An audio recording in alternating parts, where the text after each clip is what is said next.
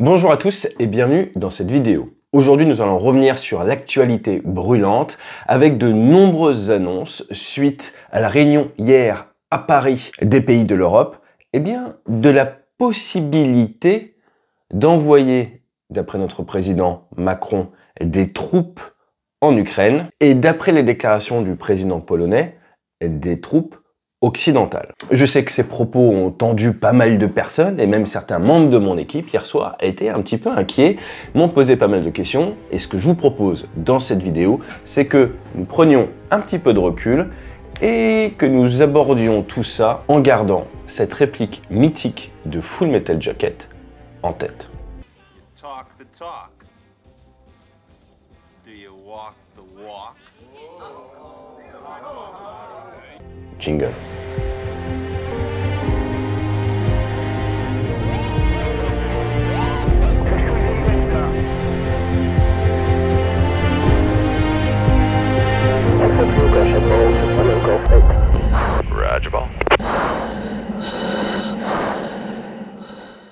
Quel est l'état final recherché d'une réunion comme hier à l'Élysée? Il y a forcément un objectif derrière, et alors que tous nos dirigeants annoncent que nous sommes rentrés dans une sorte de guerre hybride avec la Russie, il est important de prendre un petit peu de recul et de s'interroger sur les raisons macro, car le temps de la communication n'est pas le temps des armes et n'est pas le temps de la géopolitique. Ne vous laissez pas attirer dans le flux d'informations continues, anxiogènes, prenons un petit peu de recul et je vous propose dans un premier temps de regarder rapidement ce qu'est la guerre hybride, ensuite les forces en présence dans l'OTAN, ça devrait vous rassurer, ensuite très rapidement la chronologie, pourquoi est-ce que nous sommes arrivés à ce stade, et ensuite derrière quelques axes de réflexion. Alors la guerre hybride, c'est une guerre à base de désinformation, de cyberattaques, de brouillage, comme on peut retrouver actuellement dans les pays du nord de l'Europe. Il y a du brouillage GPS qui gêne les aviateurs, les agriculteurs, les marins. Également une agressivité accrue lors des interceptions, mais certains vous diront qu'une guerre hybride, ça peut également revêtir la forme de sanctions économiques. Il y a quelques années, nos chefs militaires nous disaient que nous avions changé de monde, que maintenant c'était un monde en compétition, et nous nous retrouvons donc à faire des sortes de bras de fer par proxy à distance avec d'autres nations. Mais j'ai envie de vous dire, rassurez-vous, c'est quelque chose de vieux comme le monde à l'histoire de l'échelle humaine. Le postulat à l'heure actuelle est encore qu'il faut éviter une confrontation directe entre deux puissances nucléaires, même si dans certaines zones du monde, il peut y avoir des escarmouches entre, par exemple, Indiens et Pakistanais, ou entre Indiens et Chinois, sans que ça dégénère en Troisième Guerre mondiale.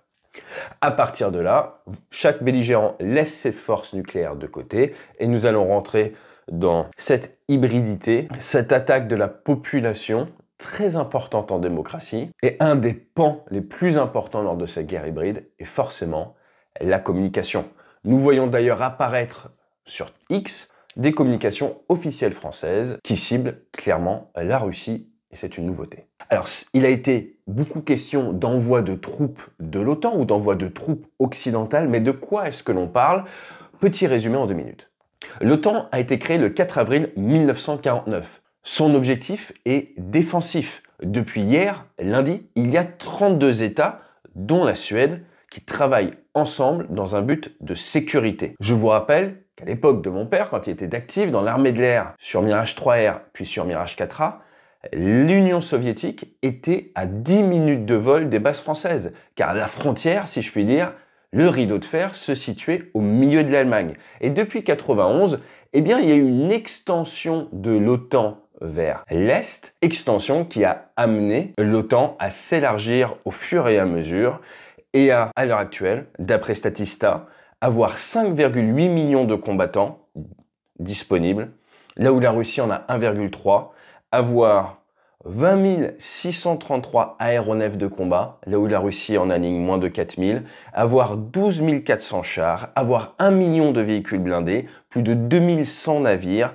et 6000 têtes nucléaires, là où la Russie a également 6000 têtes nucléaires, mais beaucoup moins de forces conventionnelles, surtout après 2 ans de guerre. L'OTAN, c'est près d'1 milliard d'habitants et en géopolitique, nous aimons dire qu'il faut d'abord regarder la taille des pays, la profondeur géographique stratégique, mais surtout la population.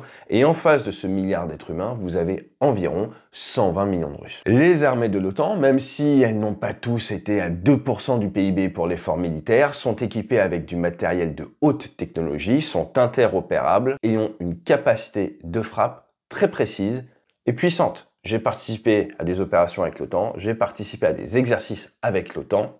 Oui, certains pays de l'OTAN n'ont pas des stocks pour tenir sur des mois de guerre. Néanmoins, la force de frappe initiale a été réfléchie pour normalement calmer tout belligérant. Cette force de frappe conventionnelle vise normalement à dissuader à un échelon conventionnel car, comme vous l'avez bien compris, l'OTAN dispose du nucléaire américain, du nucléaire britannique, même s'il ne brille pas ces derniers temps, et du nucléaire français. Néanmoins, les nations de l'OTAN peuvent s'engager de manière unilatérale dans certains conflits. Nous l'avons vu par exemple avec les Malouines, où les Britanniques se sont retrouvés face aux Argentins et tous les membres de l'OTAN ont regardé ce qui se passe. C'est principalement dû aux limites géographiques d'intervention de l'OTAN. Maintenant, regardons rapidement la chronologie.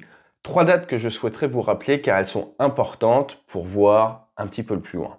En 2014, après l'annexion de la Crimée, avec des combats dans le Donbass, la France et l'Allemagne sont co-signataires des accords de Minsk et Angela Merkel annoncera le 7 décembre 2022 dans la revue Die Zeit en Allemagne que l'objectif derrière ces accords était de donner du temps à l'Ukraine pour remonter en puissance militaire pour faire face à la Russie.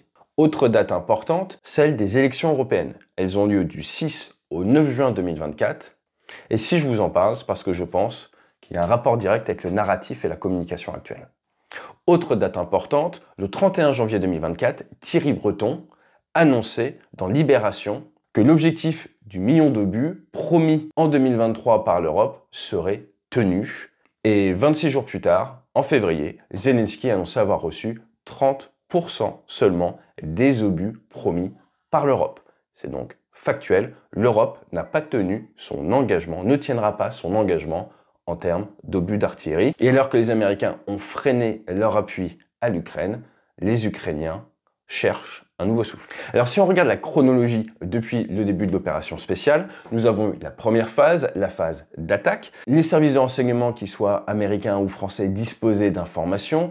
Les Français ont cru que l'attaque n'aurait pas lieu. Les Américains ont prévenu que l'attaque aurait lieu. L'attaque a eu lieu. Premier push initial, les Ukrainiens ont reculé, le président Zelensky a décidé de se battre, de communiquer. Il a réussi à susciter une cohésion au niveau des pays occidentaux pour le soutenir.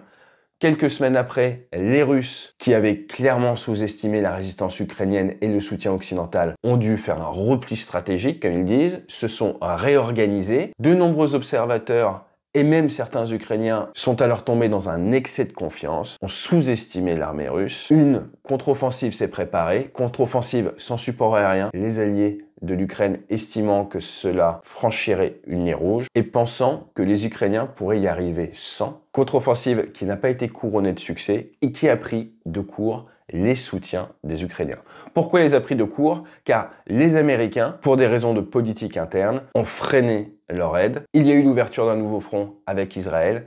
Il y a de l'immigration massive au sud des États-Unis. Et l'Europe, de son côté, jusque-là, n'avait fait que déstocker son matériel et n'avait fait que de la communication pour ce qui est vraiment de la réaccélération industrielle. Je ne pense pas que vous avez vu pondre à côté de chez vous une usine d'armement. Le constat est donc le suivant. Les Ukrainiens ne peuvent pas tenir sans soutien occidental. Ils ne disposent pas de la profondeur stratégique ni de la profondeur industrielle.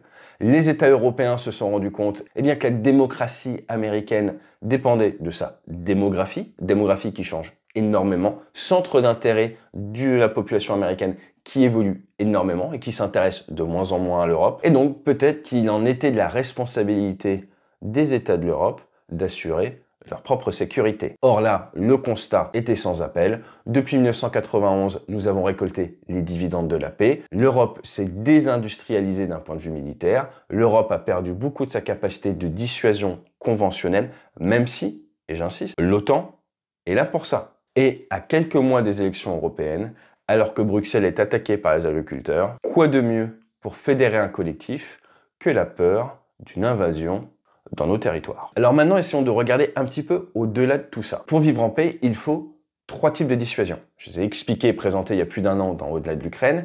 Il faut la dissuasion nucléaire. Nous avons en Europe, depuis que les Américains sont venus, ils ne sont jamais repartis, il y a des bases américaines partout, la dissuasion nucléaire américaine, par exemple. Les Belges, les Allemands peuvent être vecteurs de l'arme nucléaire américaine, la B-61, d'où leur achat de F-35. Nous avons en France l'arme nucléaire française, il y a les Britanniques avec leur arme nucléaire, bref, il y a de la dissuasion nucléaire. Ça, c'est le premier point. Mais ça ne suffit pas, surtout s'il y a une guerre hybride ou de basse intensité, ou qui cache son nom. Il nous faut donc une dissuasion conventionnelle. Avoir assez d'hommes entraînés, avoir une capacité à monter en puissance suffisante, avoir 4 millions de personnes à envoyer au combat si nécessaire, c'est la dissuasion conventionnelle.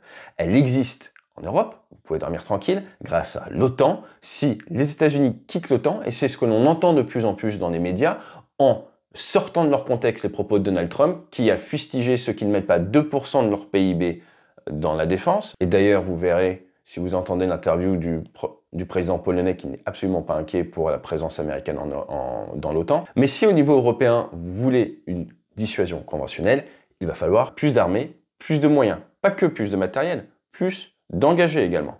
Car à l'heure actuelle, nous avons 0,2% de la population française qui sert en uniforme.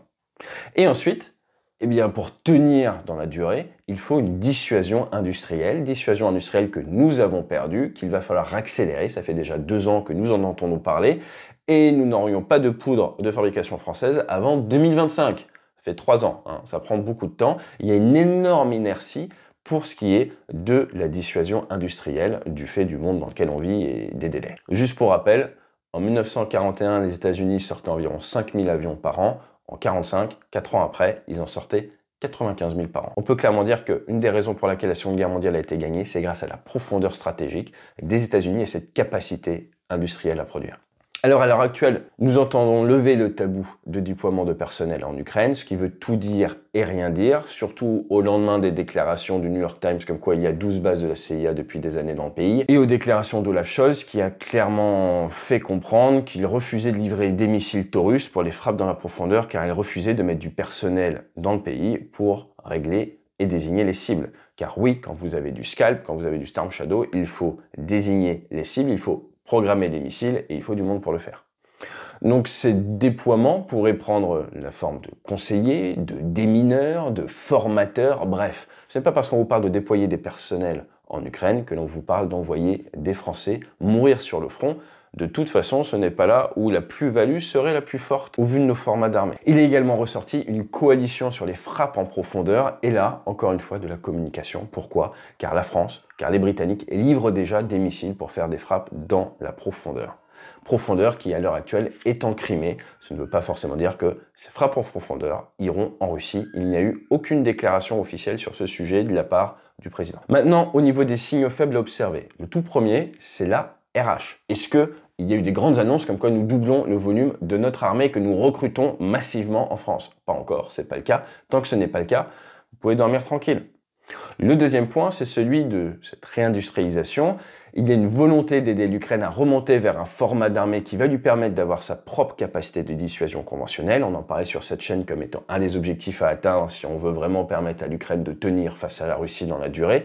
C'est très bien, mais on parle maintenant de mettre des usines d'armement en Ukraine. Ce qui veut donc dire que vérité des prix est qu'en fait, nos dirigeants ne sont pas inquiets sur le fait que l'Ukraine va tenir face à la Russie. Car si vous installez des usines d'armement, nous avons vu ça prend plusieurs années à être vraiment opérationnelles, proches ou trop proches de la ligne de front et qu'elles se font prendre par les troupes adverses, c'est juste leur faire un cadeau. Dans ce cas-là, si vraiment il y avait un doute, on fabriquerait plus d'usines beaucoup plus loin de la ligne de front. Autre petit point, c'est celui du nombre de morts. À l'heure actuelle, je vous rappelle que Zelensky a signé la semaine dernière avec le président Macron un accord réciproque de défense où notamment ils s'engagent tous les deux à combattre les fake news à cause de cette guerre hybride. Et on entend le président Macron au salon de l'agriculture annoncer qu'il y a environ autant de pertes d'un côté comme de l'autre. Et les pertes sont à peu près similaires d'un côté et de l'autre et il n'a pas avancé. Ça n'est pas vrai. Et le lendemain, le président Zelensky annonçait qu'il y a 6 fois plus de pertes russes, de morts russes, 180 000, que de morts ukrainiens, 31 000. 31 000 morts qui nous font forcément penser aux victimes civiles à Gaza en l'espace de 5 mois. Donc s'il n'y a vraiment que 31 000 morts militaires en Ukraine, il reste encore des centaines de milliers de militaires aux Ukrainiens et la situation est moins catastrophique que dans les déclarations. 31 000 militaires ukrainiens ont perdu la vie dans cette guerre. Et en ce qui concerne les Russes, 180 000 hommes russes ont été perdus. Et maintenant, et pour clôturer tout ça, le message avec lequel je vais vous laisser, c'est que les déclarations sont très claires. Le président Macron annonce et martèle depuis quelque temps, la Russie ne doit pas gagner. Si vous souhaitez négocier avec quelqu'un, vous devez avoir du poids à amener à la table des négociations. Si vous êtes un pays qui a perdu ses soutiens, qui ne dispose comme garantie pour tenir dans la durée que d'annonces où on vous livre 30% des obus promis dans le temps imparti, vous n'avez aucune crédibilité à la table des négociations. Si vous avez un soutien occidental massif d'un côté européen, d'un côté américain, avec l'OTAN derrière et 4 millions d'hommes et des chefs d'État qui ont des propos n'excluant pas le déploiement de leurs troupes et d'un potentiel vivier de 4 millions d'hommes dans le pays, là, vous arrivez à la table de négociation avec des arguments qui n'ont rien à voir. Alors, je n'ai pas de boule de cristal, il va falloir suivre l'actualité, mais dans tous les cas, le message avec lequel je veux vous laisser, c'est de faire la part des choses entre la communication et la réalité.